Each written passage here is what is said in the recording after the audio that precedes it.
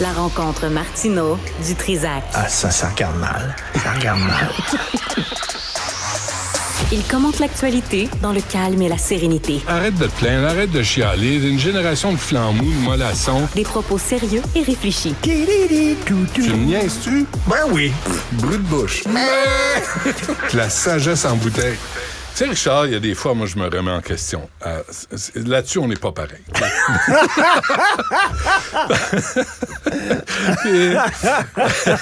on improvise, là. Hein? Il y a personne qui écrit mes textes.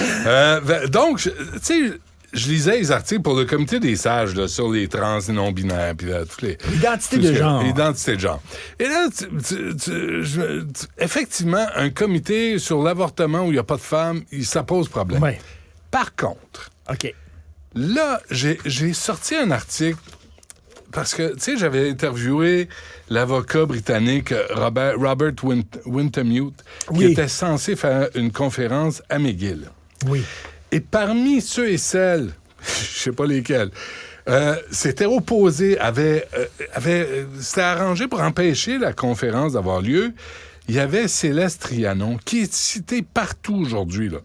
Parce qu'elle n'est pas contente qu'il y a ce comité de sages qui, quand même, le gouvernement Legault pourrait dire hey, « fuck off, arrangez-vous avec vos problèmes, on se penche pas sur le problème. Tu sais, là, tu dis, peut-être, tu disais, c'est pas parce que t'es trans que t'es un militant, je veux bien, mais ces militants et militantes-là ont empêché des gens de parler, de prononcer des conférences sur... Mais c'est des crinqués. Ben c'est ça. Sur les droits... Puis Wintermute disait, lui est gay lui-même, il disait les revendications gays et lesbiennes sont pas tout à fait les mêmes que celles de la communauté trans. C'est tout ce qu'il dit. Oui. Puis il veut de mal à personne. On l'a empêché de prononcer cette conférence. Non, mais tu veux pas les crinquer. Mais je reviens là-dessus. Mais les crinqués, là, c'est pour ça qu'ils sont pas invités. J'avais à mon émission Rosselle Bouchard. Oui. Elle est historienne et autrice. C'est un homme trans. Oui.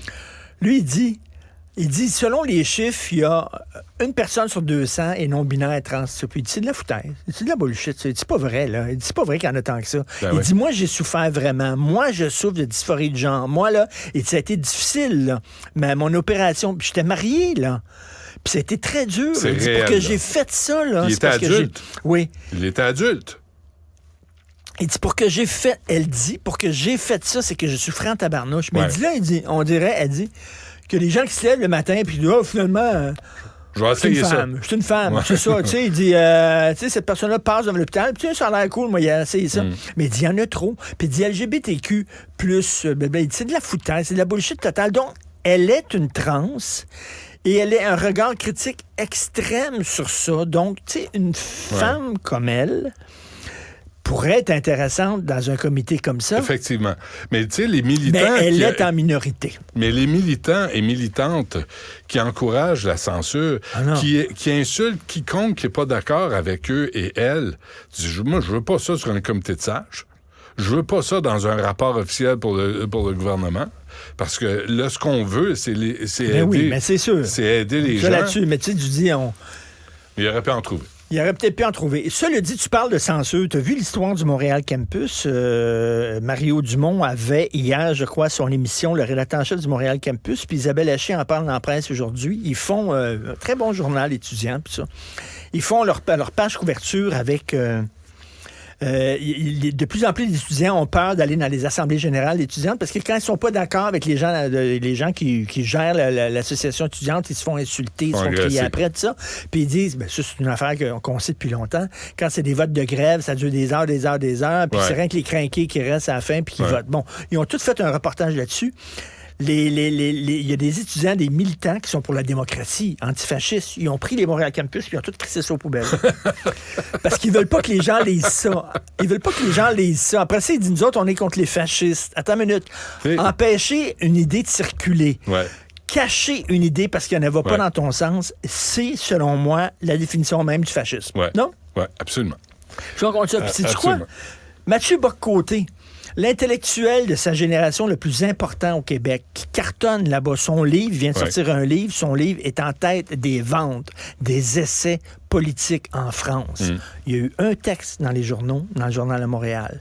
Le Devoir n'en a pas parlé, la presse n'en a pas parlé. C'est l'intellectuel le plus important de sa génération au Québec. Ils ont fait comme si le livre n'existait pas. On est au Québec, en 2023. Calvaire! C'est incroyable. Puis après ça, les gens disent, vous êtes parano, puis le wokisme, puis la censure, elle existe. Ben, ne serait-ce que faire une manchette en disant, il y a des affaires, on n'est pas d'accord avec le livre, puis tout ça, rien. Mais c'est comme, le livre n'existe pas. Il n'est pas sorti, Calvaire. Essaie de comprendre ça. Il y a une lassitude face à tout ça. Je te sens là. Ouais, non, mais il y a une lassitude parce que hier, moi, j'avais le président du syndicat des travailleurs de Radio-Canada et travailleuses de Radio-Canada. Oui. C'est important que Radio-Canada existe. C'est important, dans une société pluraliste, c'est important qu'on entende même des sottises ici, des sottises l'autre bord, des sottises partout, et des réflexions importantes. C'est important. Mais j'ai pas l'impression que de l'autre côté, on a cette ouverture. Tu sais, dans la presse, là, s'ils parlent de nous, c'est pour nous planter. C'est pas pour avoir une discussion ou un échange, c'est juste pour nous planter. Mathieu dit qu'il a reçu une invitation, de tout le monde en parle, mais il n'a pas pu. C'est impossible pour lui. Pour les dates et tout ça, mais c'est tout. Le Devoir, rien. Puis c'est-tu le pire? Le Devoir, ils ont déjà parlé d'un livre. Un gars avait lu Mathieu Bock-Côté pendant 1 an, puis il avait écrit un livre, un obscur inconnu, là, quelqu'un qui, tu sais, pique les deux points. Il a écrit un livre sur Mathieu. Là, il y a eu un texte dans le Devoir. Un gros texte dans le Devoir, là, sur ce gars-là. Mais quand c'est Mathieu lui-même qui sort un livre, ça n'existe pas. C'est extraordinaire. C'est extraordinaire. C'est extraordinaire. Et puis après, ils viennent nous faire la leçon sur la démocratie, puis que l'autre qui fait un caca nerveux parce qu'on utilise le mot wokisme. Non, il dit ça n'existe pas, c'est une invention de Québécois. J'ai entendu ça, c'est une invention de Québécois. Parce que dans les autres pays, on n'en parle pas. As-tu reçu ton chèque personnel de Pierre-Carl Péladeau pour qu'il s'assure que nous, on dit exactement ce qu'il veut entendre? Moi, j'ai un téléphone comme toi à côté de mon lit, téléphone avec une ligne. Il nous réveille des fois à 3 heures du matin. Là, tu dis, patron, patron, qu'est-ce que vous voulez que je dise aujourd'hui? Oui, patron. D'accord, patron. Tu vas dire ça. Chef, oui, chef. Chef, oui, chef. C'est le même, ça marche. Tu vas te réjouir du sondage qui met le PQ en tête. C'est ça qu'il m'a dit. Je dis, OK, chef. Tu vas planter. On se reparle-tu demain? Bon, oui. OK.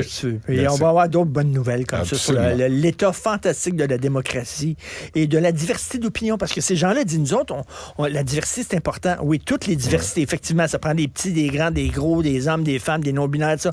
Mais la diversité d'opinion... Pas tant. Ça, on s'en calisse. Pas tant.